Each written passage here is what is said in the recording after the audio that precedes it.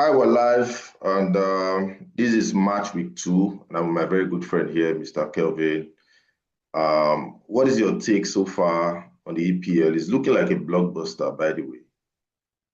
But what do you have to say? Uh, yeah, you can see that again. It just shows, especially with the game of yesterday, Newcastle versus Liverpool at St. James's Park. It just showed what we have missed in the past 2 to 3 months. The EPL has been on break. We've missed this excitement. We've missed quality football. And we also saw generally in match day two, we saw dominance of Chelsea, Arsenal against their opponents. We saw Tottenham getting the result against Man City. That's the beauty of the league, the unpredictable nature, the excitement, the entertainment. That's why it's the best league in the world. In my own saying, yes, others might have their own views, their own perspective about the league, but I think it is the best. If we consider some other things, if we consider followership, viewership, we consider fan base, we consider the quality of players, and I Yes, think yeah. it is the best. I think it is the best league in the It's the world. best league in the world, actually. Yeah, It's yeah, the best league in the world. Okay, we're going to start with last night's match, Monday Night Football. Newcastle held Liverpool to host it yeah, last night, even with a man down. yeah, Totally amazing. I haven't seen Newcastle play such football before quite a very long time. yeah. Although they, Uh, yeah, although they yeah, had their chances last season and they took it with Isak, but last night was something else. Without Isak, they played amazing football. with one man Man down. down, their heads were not down. I think we can attribute that to the work Eddie Howe has been doing for the team in the past years. This is a Mm. well-drilled side. Newcastle is a team. It's a good team. When the England forward Gordon had the red card, we thought they were going to fall like a pack of cards, but that wasn't the case. They were still compact. They were still playing quality football. They exploited the use of set pieces, which gave them their first goal, and even their second goal was as a result of set piece. They were just quite unlucky. They were just unlucky with that last minute goal from one of our own, our Nigerian brother, who has really not sorted out his nationality for now, who is going to play for his senior team, but he's still with the English underage team. And like I said, Newcastle were quite unlucky. Personally, I felt they deserve a point in that game because how they rally around, how they got back into the game. They actually deserve a point. But the defending champions, they will always be. It's in the very last minute. And you could see the couple of passes they played together before getting that goal. Quality, good stuff. And for the neutrals, it was a beautiful game. Five-goal thriller. It was entertaining. It was exciting. But for Newcastle fans, no, no, no, that was just too much for them, and that will take us to Isak issue before the game when the Liverpool team bus arrived at St James's Park. We saw the supporters of Newcastle chanting and quite being vocal towards the Liverpool players when they're coming down from their bus, all because of Isak wanting to go to Liverpool. And to be fair, these Liverpool players, they do not have a hand in it. That's none of their business. But I think the Newcastle supporters were just sad that the transfer windows or the transfer of Isak is just taking this kind of turn. Personally, I do not think it has been handled properly, especially from the Isak angle. Yeah, you can demand to leave a club, but like going on strike, not training, not playing with the team, and forcing your way in this manner when you still have 2 years, two Yeah. years with the club, I think that was just too much. I don't think Isak was properly advised about the approach to use. But he's a professional footballer. He knows what he wants, but I think he didn't go about it the wrong way. And now with injuries to Newcastle. Some of their players are out with red card. If they do not get a striker, at least two strikers, two forward players, it's going to be difficult to let Isak go. The coach has always said that he will welcome Isak back to the team. But personally, I do not think the supporters, the fans, will open their hearts freely to him if he comes back to the Yes. team. Uh, the board up there, I think they would prefer to let Isak go, but I think they're just trying to get one or two quality forwards into the team before letting Isak go. And I think that was it for yesterday. But back again, it was a beautiful game. I must say for the Soboslai fitted in at the right back at the beginning of the game. Later, I came into the middle of the park. He was the best player for me on the pitch yesterday. Was Wonderful footballer. He played out of position at right back from the beginning, but later on he came into the game. Then the third goal, you saw the dummy he did. I mean, you did, Oh, yeah. yeah, I yeah, mean, you did yeah. for Good more. stuff. Good stuff yesterday. Good stuff. I mean, you did. Okay. Mm. We always say that what differentiates an ordinary craftsman from a professional is the finishing. And the Mhm, finishing is mhm. usually that line that cuts in between both parties. So I believe I'm not surprised Liverpool came back at that dying minute because this is what champions do. Yeah, This is yeah, what yeah. champions do when they have They defend they their just look title. for a way to get results. Exactly, exactly. And, Yeah, and and by the way, defending the EPL is even more difficult than than winning. winning it. Yeah, yeah, You know yeah. that. So I so quite agree. But I think they are the favorites to retain the trophy. It's going to be difficult. Arsenal have recruited, they've gotten the missing piece in the puzzle, a goal scorer, and they've gotten one who is, if not the best in Europe, but one of the best in Europe, Gokeres. And Gyökeres, yeah, yeah, now recently they just added Berechi Eze, another quality footballer, cracker. very technical footballer. So I think Arsenal do not have an excuse this season. They have all the players they need. They have the team that they've built in the recent years. But I still think it's going to be down to Arsenal, Liverpool for the trophy. Chelsea is out. Yeah, yes, Chelsea, for me, I do not think Chelsea have gotten there to win the league. Yet. Yes, but it will not be surprising if I see them coming second or third. It will not be surprising, but winning the league, I do not think they have that momentum to keep to be up there for 38 games. Yes, I straight do up. not think so. They are going to be the underdog if they win, but if they come out top four, if they win a couple of maybe the FA Cup or the Carabao Cup, I will not be surprised because I think they have a good squad. But if they have a champion squad, I do not think so yet. I do not think the players have matured or they've gelled as a team to be champions of England yet. If it was a tournament, a knockout tournament, okay, that's fine, it's possible. But this is a league where you need to sustain your pressure, you need to sustain your ability to win at all costs. Like what happened yesterday with Liverpool.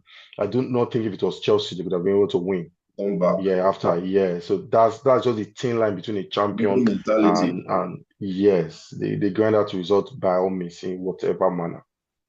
Yeah. Okay, we'll come back to that. But in the meantime, Sunday's game we had Crystal Palace pulling up a 1-0 draw against Nottingham Forest. Nottingham Everton, Forest, yeah. yeah, Everton at their home stadium, Two two goals nil, up against Brighton, and but then Fulham pulled a draw against against United. my beloved United. Against United. What do you really think is the problem? Is it an internal or a structural problem? Would you say For that, United.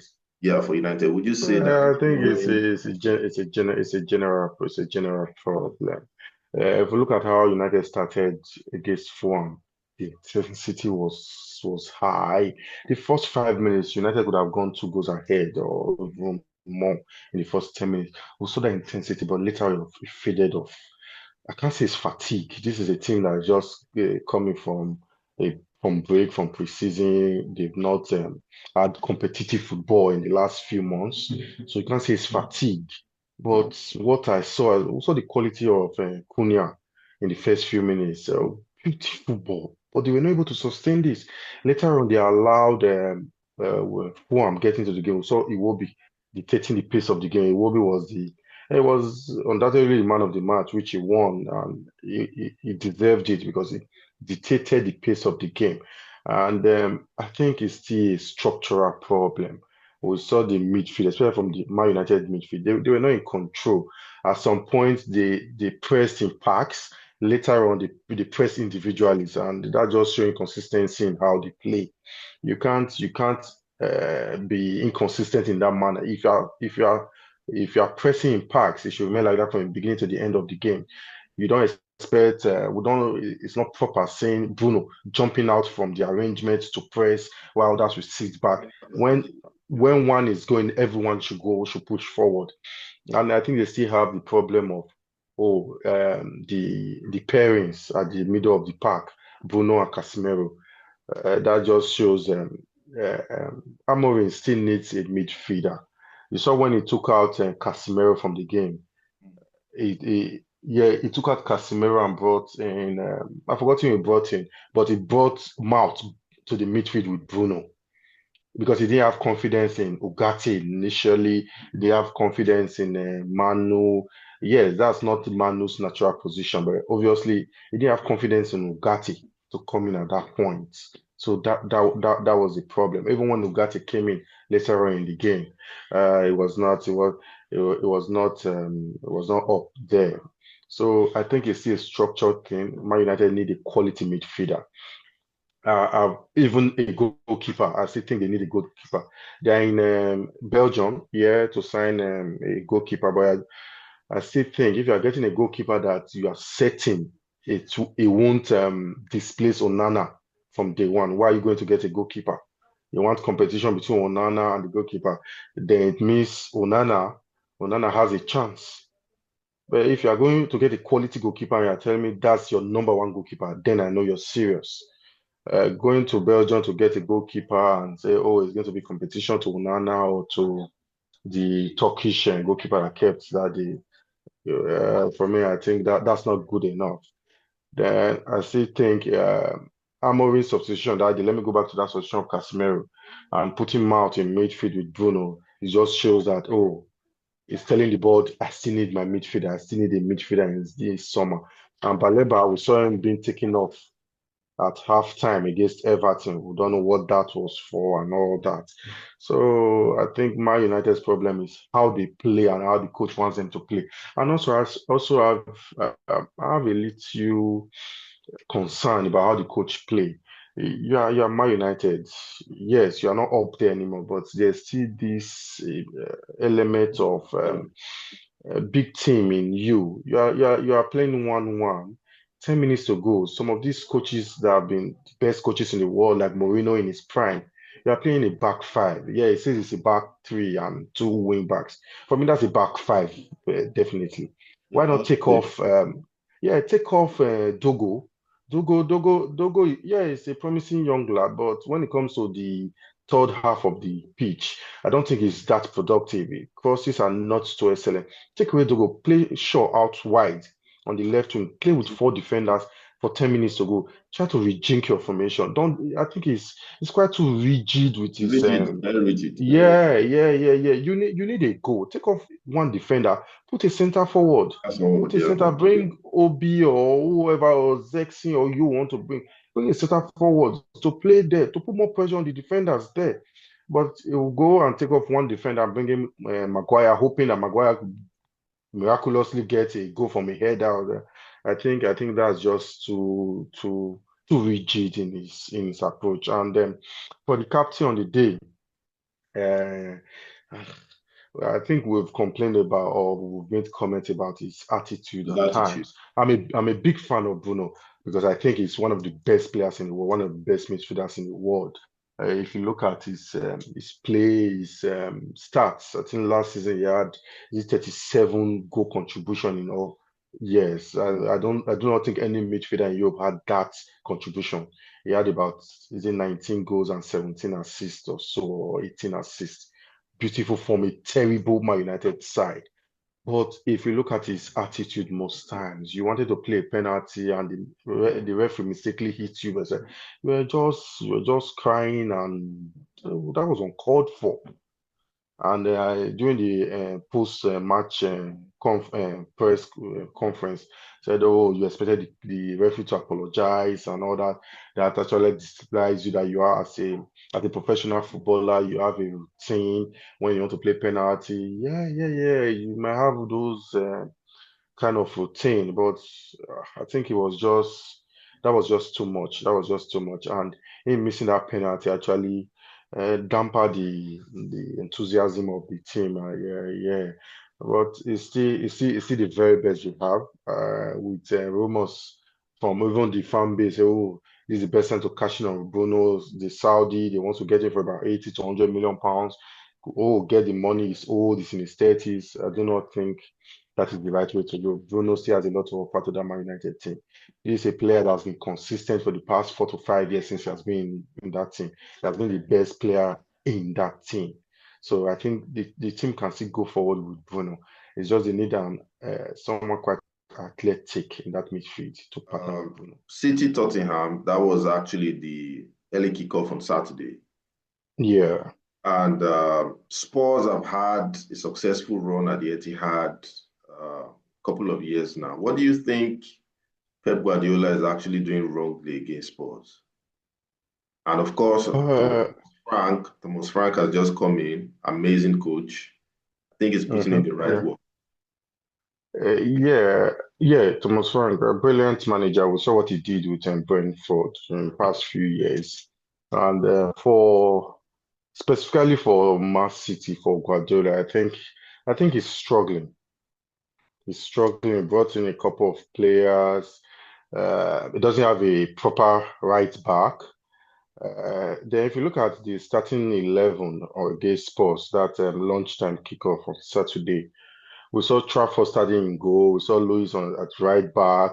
We saw a couple of new players, the left Yeah, yeah. fullback from Wolverhampton. We saw the midfield. We had Tijani and Nico Gonzalez. These are quite new players to the team. That's why Nico Gonzalez came last season. Then in the forward, we had Mamouche, the Egyptian, Amouche, we had the man from Lyon. Yeah, then also we had Bob. So it was relatively new, inexperienced team. And okay. we saw Foden coming from the bench. And I still think this is not solely on new players or young players. I think it's particularly is in that phase where he overthinks. I think that is it for me. Because you have some of your established players in the team. You have the captain, Bernardo Bernardo Silva. He came Silva. from the bench. You had Foden, who has been PFA Young Player, PFA Player of the Year, established players, but you're bringing them from the bench for no No reason. good reason. Even Doku. Yeah, so it was surprising. And for the result, it was not surprising. We saw match day one what Spurs did. So that they just built on that confidence, and Mm. they got that result against Man City as well. And for me, it was good for Richarlison. He contributed in both goals. This is a striker who has not really put his foot down in the league, especially since he left Everton, switched Everton to Tottenham, to London. Yeah, So he has not really been that dependable striker for Spurs.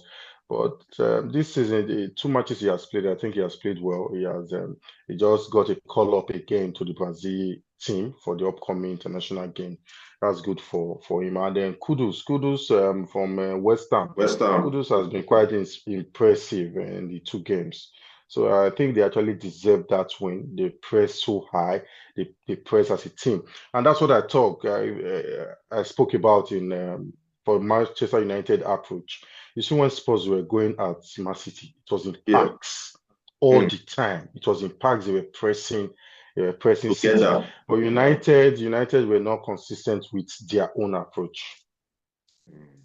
Amazing. Okay, not to waste your time, that should be the end of this session. Hopefully, we'll do more of this. Not hopefully, we're actually Yeah, going to do more of this because yeah, sure, sure, we're sure. getting a lot of viewership right now, and the demand is already there.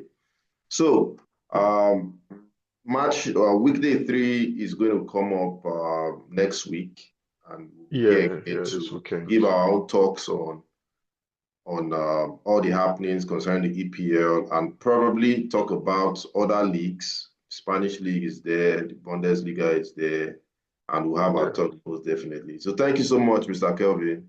good, Appreciate good to your always be time. here. Appreciate Good, your good. time so Thank much. you. Thank Thank you, you so man. much. All right. All right. So, Bye. yeah.